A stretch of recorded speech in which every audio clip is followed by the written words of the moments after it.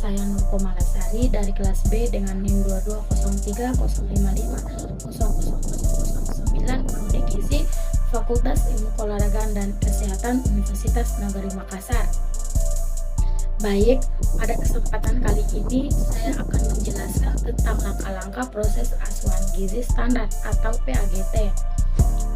Nah, apa itu PAGT? Proses asuhan gizi standar.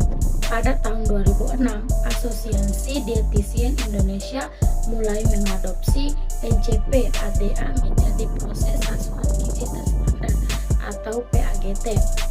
Proses asuhan gizi adalah pendekatan sistematik dalam memberikan pelayanan asuhan gizi yang berkualitas melalui serangkaian aktivitas yang terorganisir meliputi identifikasi kebutuhan gizi sampai pemberian pelayanan untuk memenuhi kebutuhan gizi. Lanjut, kalau PAGT terdiri dari 6 langkah. Nah, inilah langkah-langkah NJP atau PAGT. Yang pertama, membangun dasar-dasar konseling. Langkah ini bertujuan untuk membangun hubungan baik antara gizi dengan klien. Ahli gizi perlu bersikap empati, hangat, dan suportif. Misalnya, seorang ahli gizi memulai konseling gizi dengan memperkenalkan diri dan menjelaskan tujuan konseling. Ahli gizi juga menjelaskan bahwa konseling adalah suatu proses yang saling menguntungkan, di mana klien dengan ahli gizi bekerja sama untuk mencapai tujuan yang telah ditetapkan. Ahli gizi juga memberikan informasi tentang privasi dan kerahasiaan. Ahli gizi meyakinkan klien bahwa semua informasi yang diberikan akan dirahasiakan. Yang kedua yaitu mengalih permasalahan. Langkah ini bertujuan untuk mengalih informasi yang relevan untuk mengidentifikasikan masalah gizi yang dialami oleh klien. Ahli gizi melakukan wawancara dengan baik kepada klien untuk mengumpulkan data dan informasi. Misalnya, ahli gizi melakukan wawancara dengan klien untuk mengumpulkan data dan informasi seperti riwayat medis, riwayat gizi, perilaku makan, aktivitas fisik, serta kondisi psikologis dan kondisi sosial ekonomi. Baik, yang ketiga yaitu menegakkan diagnosa gizi. Langkah ini bertujuan untuk merumuskan diagnosis gizi berdasarkan data dan informasi yang telah dikumpulkan. Diagnosis gizi adalah pernyataan yang menjelaskan masalah gizi yang dialami oleh klien.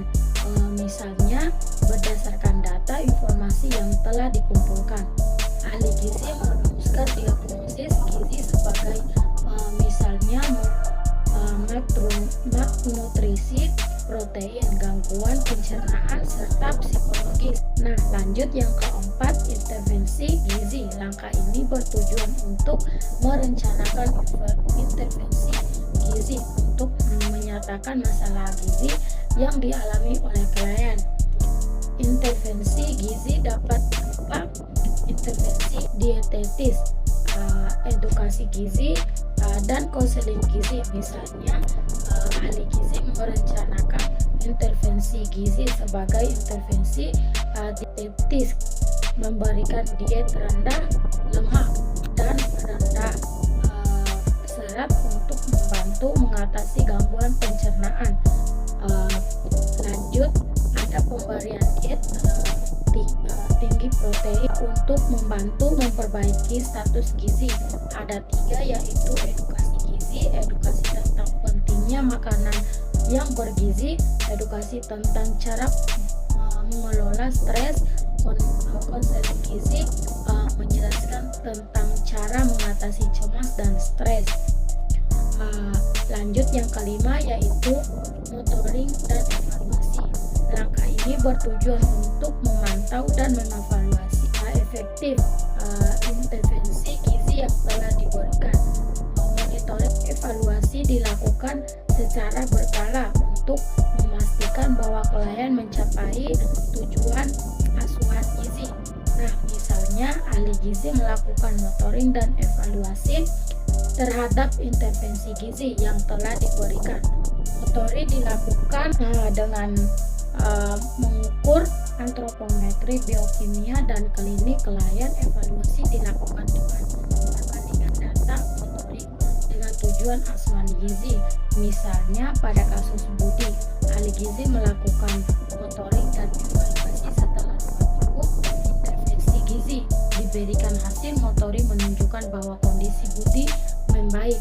Budi sudah tidak mengalami mual, muntah, diare, berat badan Budi juga mulai meningkat. Nah, berdasarkan hasil evaluasi, ahli gizi menyimpulkan bahwa intervensi gizi yang diberikan berhasil mengatasi masalah gizi yang dialami oleh Budi. Ahli gizi juga memberikan pujian kepada klien atas pencapaiannya. Ahli gizi juga mengajak klien untuk memberikan konsultasi jika diperlukan. Jadi dapat disimpulkan PAGT adalah suatu proses sistematis dan konferensi dalam pemberian asuhan gizi. PAGT dapat membantu ahli gizi untuk suatu proses yang sistematis dan konferensi dalam pemberian asuhan gizi. PAGT dapat membantu ahli gizi untuk memberikan asuhan gizi yang efektif dan berkualitas tinggi. Mungkin itu saja yang dapat saya